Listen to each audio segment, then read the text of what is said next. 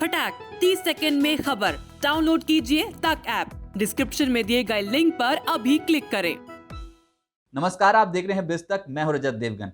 एक और दिन तेजी के नाम। जी हां, लगातार 3 ट्रेडिंग सेशंस इंडियन मार्केट्स में बहुत बेहतरीन गुजरे हैं और आज तो एसजेएक्स निफ्टी बता रहा था कि थोड़ी प्रॉफिट बुकिंग हो सकती है। एशियन मार्केट्स से कमजोर और ऊपर से नैस्डैक की क्लोजिंग जो थी बीते सत्र की, वो भी कहीं ना कहीं कमजोर थी। तो आज प्रॉफिट बुकिंग हो सकती थी। शुरुआती 1-2 घंटे में झटके लगे भी, लेकिन बहुत ही शॉर्ट लिव्ड थे। ट्रेडर्स ने लपक ली ऐसी अपॉर्चुनिटी, थोड़ा सा डिप आया और वहां पर खरीदारी होती हुई नजर आई। ये तब है जब विश्व भर में फिर से कोरोना का हमला हुआ है और 25 लाख केसेस तो विश्व भर में कल ही रिपोर्ट हुए हैं 4 जनवरी के दिन, जो अब तक का सबसे बड़ा आंकड़ा है पैंडेमिक के बाद का। और भारत में भी स्थिति कोई उतनी अच्छी है नहीं। उसके बावजूद इंडियन मार्केट सरेंडर करने को तैयार नहीं है और pre budget pre result rally जो है वो इंडियन मार्केट्स में बन चुकी है। आज के दिन देखिए तो ओपनिंग निफ्टी की 17,820 की थी, उसके बाद लो लगा दिया 17,748 का ही पहले ही घंटे में, लेकिन वहां से आ गई रिकवरी और आज के दिन का हाई 17,944 का है। क्लोजिंग है 17,925 की, यानी 17,900 के लेवल के ऊपर बंद हुए हैं। अब 18,000 को दस्तक देने जा रहे हैं हम। 120 पॉइंट्स की तेजी निफ्टी में।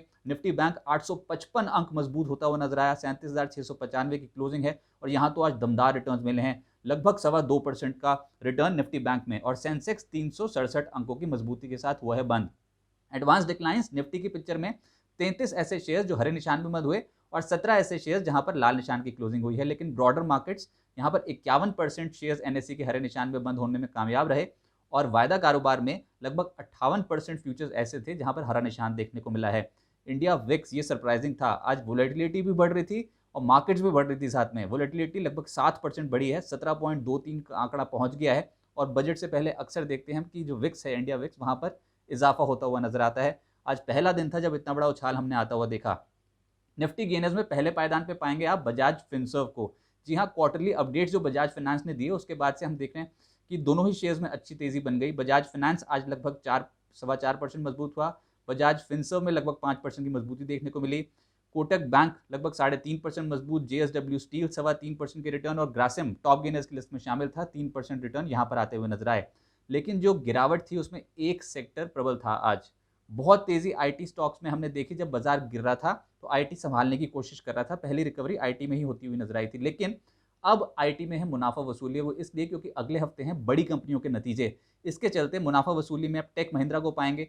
लगभग 3% के आसपास की गिरावट थी। इन्फोसिस में 2.5% की गिरावट देखने को मिली। एचसीएल टेक्नोलॉजीज 1.5% कमजोर हुआ।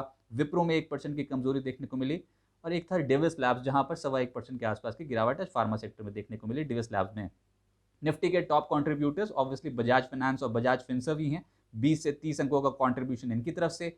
एचडीएफसी बैंक 24 अंक कंट्रीब्यूट करता हुआ नजर आया। आईसीआईसीआई बैंक का योगदान था 16 पॉइंट्स का और कोटक बैंक 10.5 अंक कंट्रीब्यूट करता हुआ नजर आया। यानी कि निजी क्षेत्र के बैंक्स और फाइनेंशियल सर्विसेज, ये दो इंडेक्स जो ऐसे थे जो आज दमदार उछाल दिखा रहे थे। निजी क्षेत्र में निफ्टी बैंक तो 2.25% ऊपर था ही, लेकिन आप बैंक्स देखिए। बंधन बैंक 4% ऊपर। कोटक महिंद्रा बैंक 3.5% की क्लोजिंग देके गया है। एक्सिस बैंक पॉजिटिव हुआ 2.25%। एचडीएफसी बैंक कमाल कर रहा है, पिछले कुछ दिनों में 2% की छलांग आज भी लगा दी और आईसीआईसीआई बैंक में भी 2% के रिटर्न मिले। फाइनेंशियल सर्विसेज इंडेक्स में आज बजाज फिनसर्व, बजाज फाइनेंस तो थे ही 4-5% मजबूत। इसके अलावा चोला फाइनेंस और कोटक बैंक दोनों में ही 3.5% की मजबूती देखने को मिली। सरकारी बैंक्स जिसमें union bank, bank of India, Canara bank और एसबीआई जैसे स्टॉक्स 2.25% से 2.5% की छलांग लगा गए। मेटल्स सरप्राइज कर रहे थे। एक दो दिन से इशारा तो था कि तेजी बनेगी, लेकिन आज कमाल की तेजी देखने को मिली जेएसपीएल में। जिंदल स्टील लगभग 4.5% ऊपर और लेटर हाफ में तो और ऊपर बंद हुआ है, दिन की ऊंचाई को छूता हुआ। जेएसडब्ल्यू स्टील में लगभग 3.25% के रिटर्न मिले।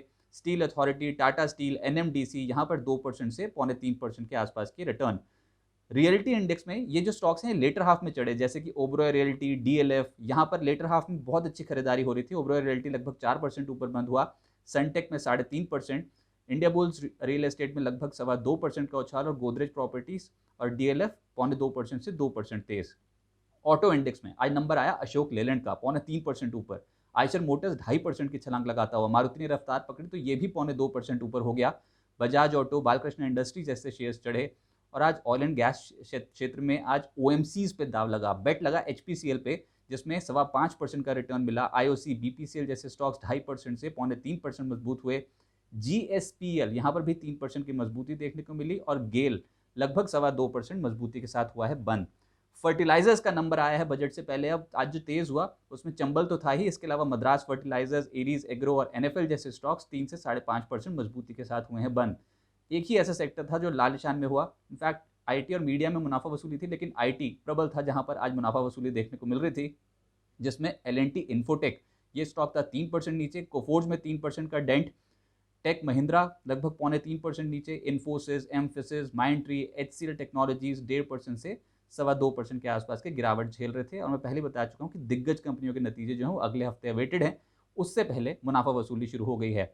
F&O गेनर्स में पाएंगे आप AU बैंक को लगभग 7.25% ऊपर, टाटा कम्युनिकेशन 5.5% मजबूत होता हुआ नजर आया, न्यू एंट्रेंट है ये। इसके अलावा HPCL, चंबल फर्टिलाइजर, JSPL और बजाज फिनसर्व ये टॉप F&O गेनर्स आज के सत्र में लगभग 5 से 5.5% मजबूत।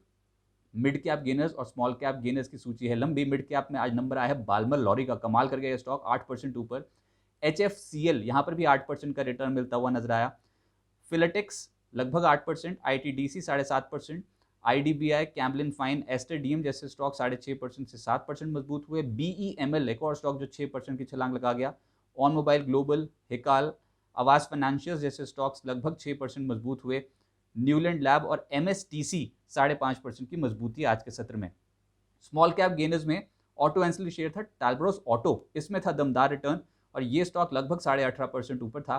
पन्नामा पेट्रो 11% ऊपर, ऑर्बिट एक्सपोर्ट्स यहाँ पर 11% का उछाल। कुछ चुनिंदा चीनी शेयर जो थे वो आज भी चढ़े, जिसमें पोनी शुगर्स और धरानी शुगर्स 10% का अपर फ्रीज लगा गए। Orchid ply, BGR energy, MIC electronics जैसे share 10% upper circuit freeze. NRB bearing ये भी लगभग 10% चढ़ा। और पेपर स्टॉक्स में 2 आज रेडार पर थे, शेषशाही पेपर और इमामी पेपर, 8% से 9% की छलांग इन दोनों ही स्टॉक्स में। नेक्टर लाइफ और अल्फाजियो भी 8 से 8.5% मजबूत होते हुए नजर आए। कई ऐसे स्टॉक्स हैं जो 52 हफ्ते की ऊंचाई छू रहे हैं और आज जो नंबर आया उसमें था एशियन पेंट्स। देखिए एशियन पेंट्स और पिडिलाइट पिछले 2 ट्रेडिंग सेशन में दमदार एक्शन इन स्टॉक्स में देखने को मिला है।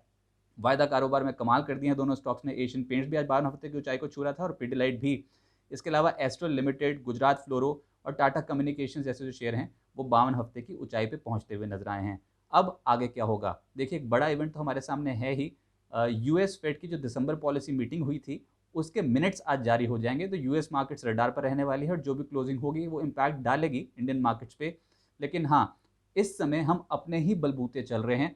अब FIs की जो बिकवाली थी, आपको याद होगा बहुत बड़े क्वांटम में FIs दिसंबर महीने में बेचते चले जा रहे थे। इनफैक्ट पिछले 2-3 महीने से तो ऐसे ताबड़तोड़ तरीके से बिकवाली कर रहे थे, उस बिकवाली पे लगा है ब्रेक।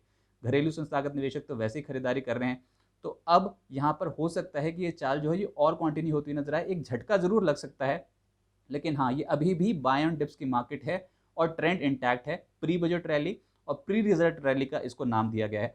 अच्छी तेजी बन सकती है, लेकिन गिरावट में खरीदारी करेंगे तो रिस्क रिवॉर्ड आपके फेवर में रहेगा। इन लेवल्स पे रिस्क रिवॉर्ड रेशियो बिल्कुल भी फेवर में नहीं है, थोड़ा गिरने दें उसके बाद खरीदारी करेंगे तो आपके पोर्टफोलियो में बेहतर रिटर्न्स आते हुए नजर आएंगे। सपोर्ट और रेजिस्टेंसेस लेवल नोट कर लीजिए आप। जो सपोर्ट लेवल निकल के आएगा, पहला 17,855, फिर 17,780, 17,720 ये लेवल्स हैं सपोर्ट के तौर पे। और निफ्टी पे जो रेजिस्टेंस है, पहला तो 18,020 का ही है, उसके बाद 18,090 ये रेजिस्टेंस लेवल निकल के आ सकते हैं। लेकिन बहुत ही शॉर्ट लिव्ड बिकवाली होती है। आज भी शुरुआती 2 घंटे के अंदर अंदर ही बिकवाली जो थी वो एब्जॉर्ब हो गई। तो उम्मीद करते हैं कि कोई बहुत बड़ा झटका इन लेवल्स पे ना मिले, लेकिन 18,000 का जो लेवल है वो डेरिवेटिव के डेटा के हिसाब से भी एक बहुत बड़ी बाधा का काम कर सकता है इंडियन मार्केट्स के लिए।